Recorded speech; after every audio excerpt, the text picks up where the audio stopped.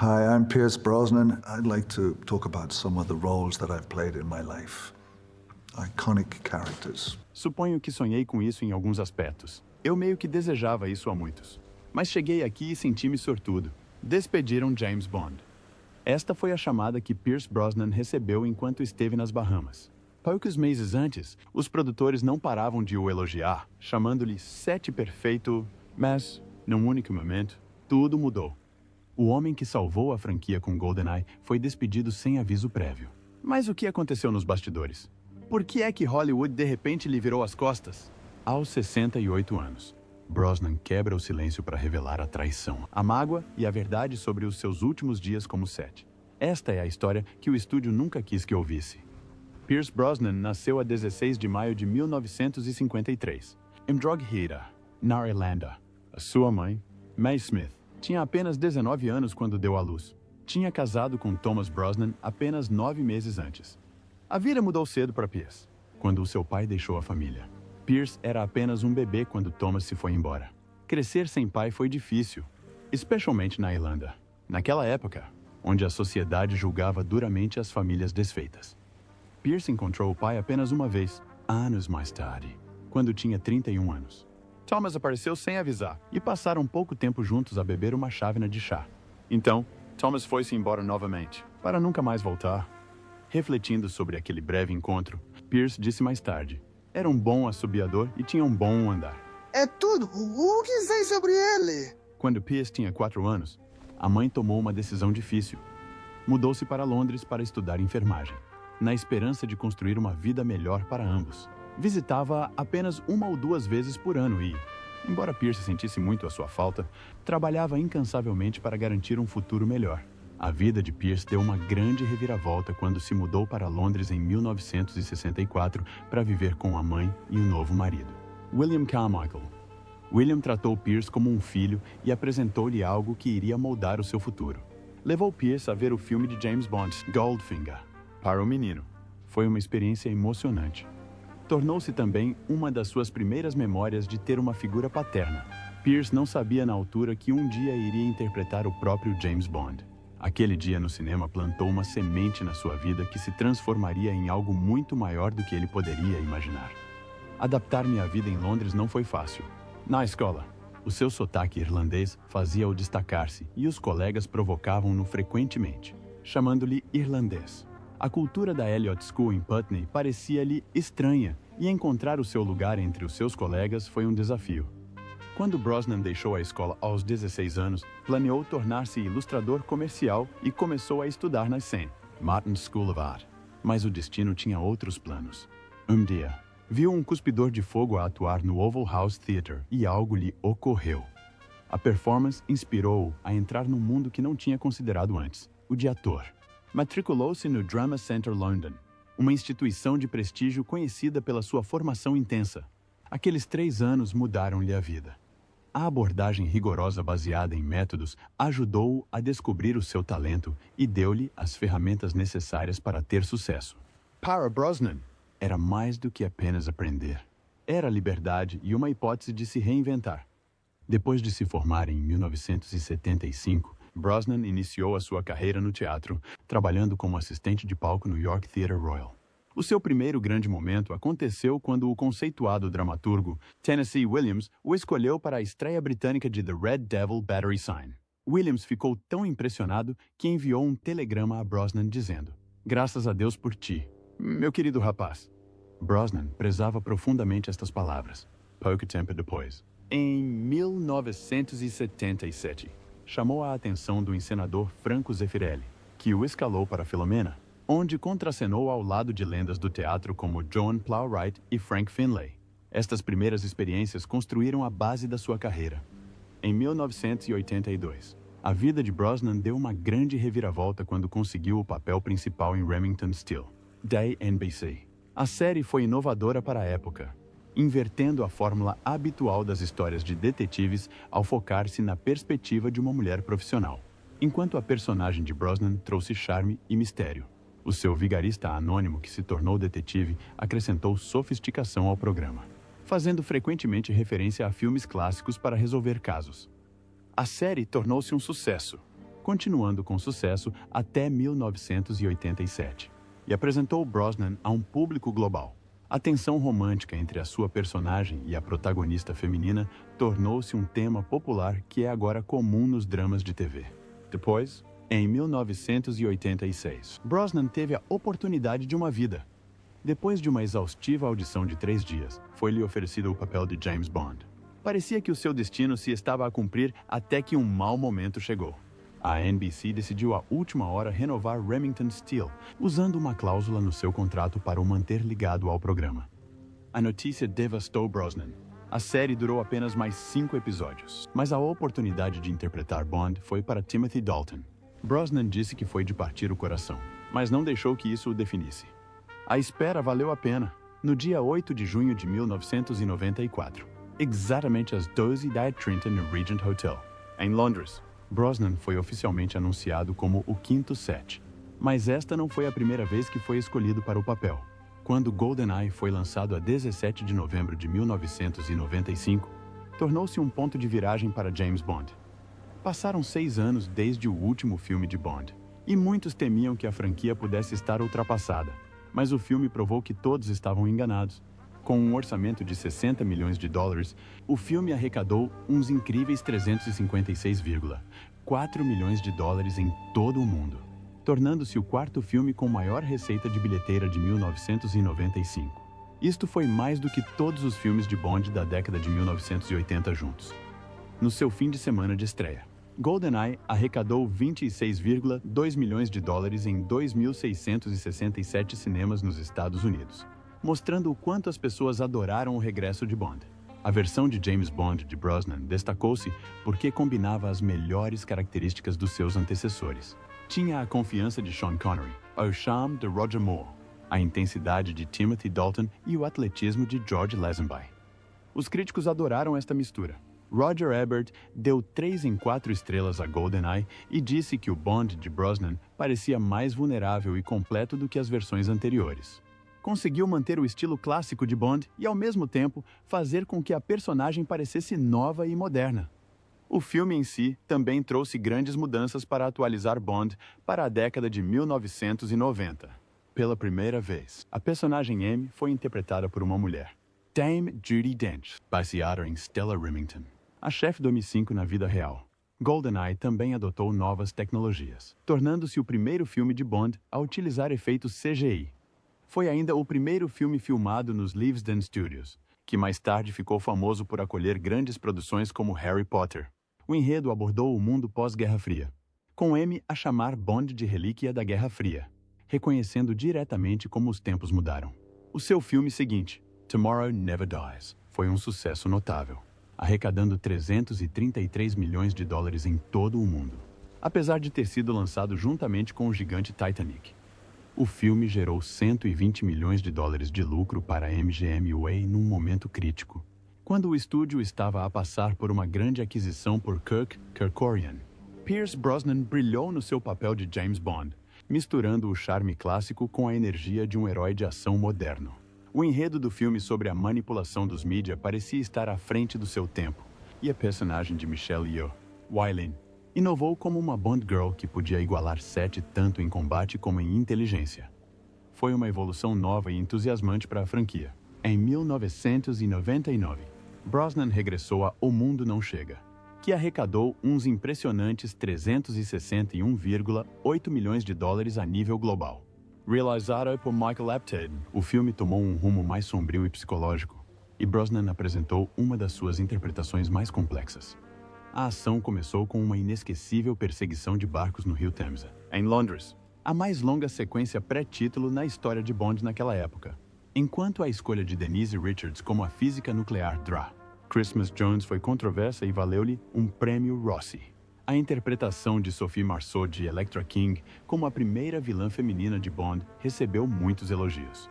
O filme também teve um clima agridoce, marcando a última aparição de Desmond Llewellyn como Q após uns incríveis 36 anos no papel. O último filme de Bond de Brosnan, Um Novo Dia para Morrer, lançado em 2002, tornou-se o seu filme com maior receita de bilheteira, arrecadando 431,9 milhões de dólares em todo o mundo. O filme celebrou 40 anos da franquia Bond, com referências inteligentes a filmes anteriores. A produção enfrentou desafios, incluindo a reescrita da cena climática do ataque ao satélite, inicialmente ambientada em Manhattan, face aos ataques de 11 de setembro. Halle Berry protagonizou o papel de Jinx, logo após ter ganho o Oscar, tornando-se a primeira vencedora do Oscar a interpretar uma Bond Girl.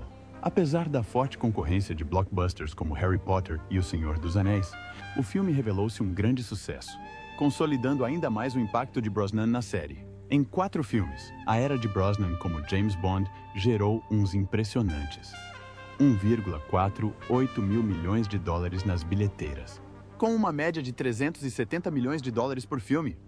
Cada filme superou o anterior, como Die Another Day, a beta record da franquia. O sucesso de Brosnan não só revitalizou a série, como também ajudou a MGM a garantir o seu futuro, garantindo que a franquia se mantinha relevante para uma nova geração. A influência de Brosnan estendeu-se muito para além dos filmes. A sua versão de Bond tornou-se um ícone cultural, inspirando até o inovador videojogo GoldenEye 7 para a Nintendo 64, que se tornou um fenômeno por direito próprio. A imagem de Bond, ligada a Brosnan, apareceu em inúmeros anúncios, gerando mais de 100 milhões de dólares em acordos de marketing. Em julho de 2004, Pierce Brosnan estava nas Bahamas a filmar After the Sunset, quando recebeu um telefonema inesperado que mudou tudo. Poucos meses antes, enquanto promoviam Set, Um Novo Dia para Morrer ao lado de Halle Berry, os produtores elogiaram o seu trabalho com entusiasmo, dizendo que o queriam de volta para um 5º filme de James Bond. Brosnan deixou aquela digressão confiante de que continuaria como Set. Mas agora, hospedado na casa de Richard Harris, um local cheio de memórias do seu falecido amigo, recebeu a notícia. As negociações foram interrompidas. Os seus agentes tentaram suavizar o golpe, dizendo que não tinham muita certeza do que queriam fazer. Eles ligar-lhe-ão na próxima quinta-feira. Foi um momento de incredulidade e confusão. Quando Brosnan finalmente falou com os produtores Barbara Broccoli e Michael Wilson, a conversa revelou a complexidade emocional das decisões de Hollywood. Broccoli, que apoiou Brosnan desde o início, chorava enquanto lhe contava que estava tudo acabado. Ela lutou muito por ele em 1994, mesmo depois de ele ter perdido o papel em 1986 devido aos seus compromissos com Remington Steele. As suas lágrimas mostraram o quão difícil esta decisão foi para ela. Wilson, por outro lado, era calmo e profissional. Ele disse simplesmente foste um grande James Bond. Muito obrigado. Mais tarde, em entrevistas, expressou a sua frustração, chamando o estúdio de pouco criativo e obsoleto e acusando-o de estar preso ao passado. Depois de deixar a franquia Bond em 2004, Pierce Brosnan surpreendeu todos com uma mudança dramática na sua carreira. Assumiu um papel completamente diferente em The Matador, de 2005, interpretando um assassino contratado peculiar e instável, um forte contraste com a sua personalidade tranquila de Set. A representação valeu-lhe uma nomeação para um Globo de Ouro, mostrando que era mais do que apenas James Bond. Brosnan admitiu mais tarde que sentiu a necessidade de matar Bond para seguir em frente. Continuou a desafiar-se com papéis corajosos como Seraphim Falls, de 2006, um western em que interpretou personagens rudes e nada glamourosas. Este período marcou um ponto de viragem, pois passou também a produzir através da sua empresa, a Irish Dreamtime, o que lhe deu mais controle sobre os seus projetos. Depois aconteceu uma mudança que ninguém esperava. Brosnan juntou-se ao elenco do musical Mamma Mia em 2008. Apesar de não ter experiência profissional como cantor, mergulhou no projeto. O filme tornou-se um fenômeno global, arrecadando quase 600 milhões de dólares com um orçamento modesto de 52 milhões de dólares. Embora o seu canto tenha recebido críticas mistas, algo com que brincou mais tarde. O sucesso de Mamma Mia foi inegável. Não só superou os lucros de bilheteira dos filmes de Bond, como também o tornou parte da franquia musical live-action de maior bilheteira, com a sequela em 2018 a acrescentar mais 400 milhões de dólares ao total. Em 2010, Brosnan fez uma das suas mais aclamadas interpretações em The Ghost Rider, de Roman Polanski, interpretando Adam Lang, uma personagem vagamente inspirada em Tony Blair. Brosnan trouxe profundidade e subtileza ao papel de um antigo primeiro-ministro britânico envolto em controvérsia. O filme foi um sucesso de crítica, tendo ganho vários prêmios e arrecadado mais de 60 milhões de dólares. Isto provou a capacidade de Brosnan de brilhar em papéis dramáticos sérios, consolidando o seu estatuto de ator versátil. Em 2022, Brosnan aventurou-se no mundo dos super-heróis com Black Adam, interpretando o sábio e poderoso Dr. Destino. Mesmo aos 69 anos, trouxe seriedade e elegância ao papel, que envolveu muito CGI, uma experiência nova para ele. A sua prestação foi amplamente elogiada, com o produtor Hiram Garcia a destacar como a presença de Brosnan elevou cada cena e fez dele uma figura mentora para o elenco mais jovem. Foi uma atitude ousada que mostrou a sua capacidade de se manter relevante em Hollywood, mesmo depois de décadas de carreira. Em 2023, Brosnan revelou outro lado da sua criatividade, a sua arte.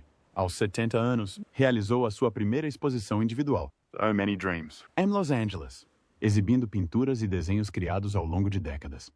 O seu percurso artístico começou num momento difícil em 1987, quando a sua mulher, Cassandra Harris, lutava contra o cancro, o que o levou a criar a sua primeira pintura, One Dark Night.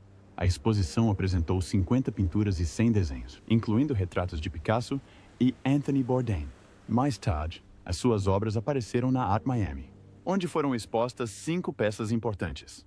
O estilo de Brosnan, influenciado por Matisse, Chagall e Picasso, começa geralmente com rabiscos simples que evoluem para retratos e paisagens abstratas. Numa entrevista franca de 2020 ao The Guardian, Brosnan revelou a sua abordagem madura ao ser abruptamente removido da franquia Bond em 2004. Fiquei completamente chocado e simplesmente fui enviado para o passeio, admitiu, mas transformou essa potencial amargura em sabedoria. O seu mantra, não deixo que o arrependimento entre no meu mundo, pois ele só leva a mais sofrimento e a mais arrependimentos, tornou-se o seu princípio orientador.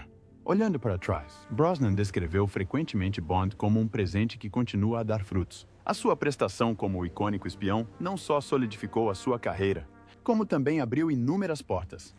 Para Brosnan, Bond não era apenas uma personagem. Era uma plataforma que transformou a sua carreira. Essa é a beleza de Bond, refletiu.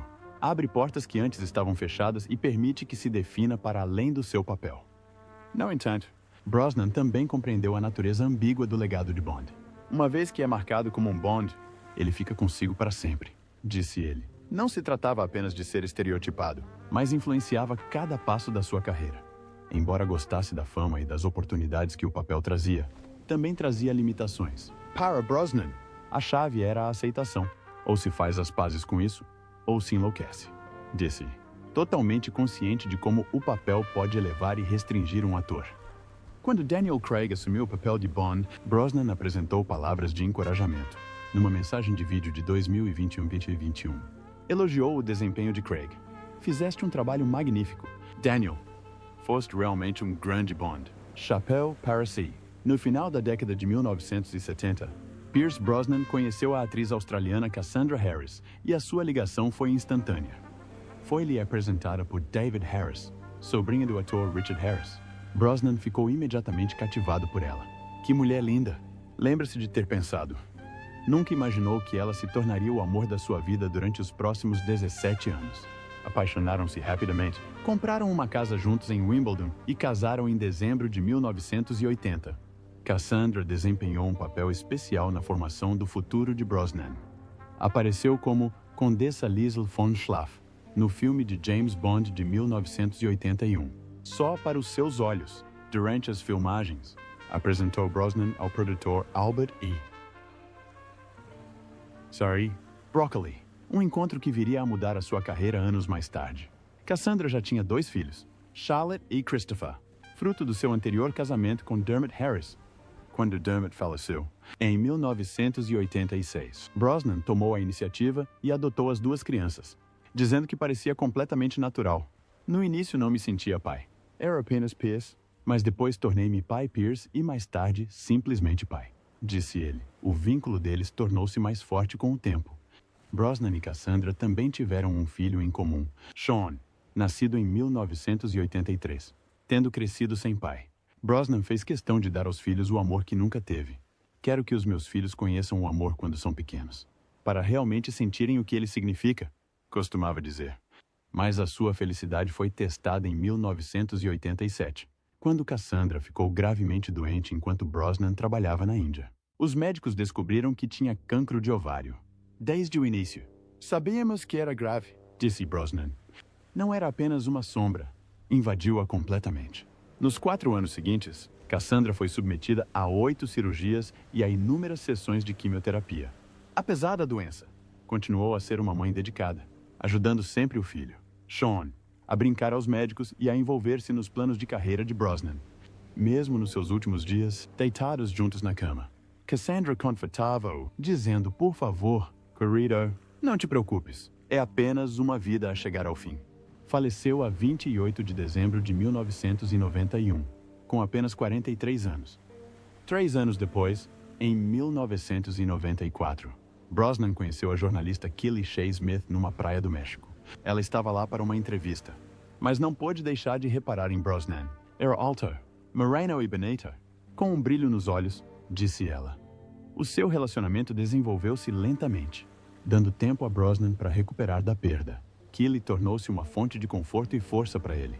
Juntos, tiveram 2 filhos, Dylan em 1997 e Paris em 2001.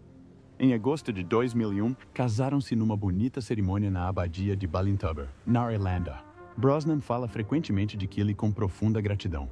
Ela é a minha estrela polar, disse ele. Ela encorajou-me a lamentar a morte de Cassandra, a deixar-me senti-la. Poderia procurar 1 milhão de vidas e nunca encontraria alguém tão maravilhoso como ela.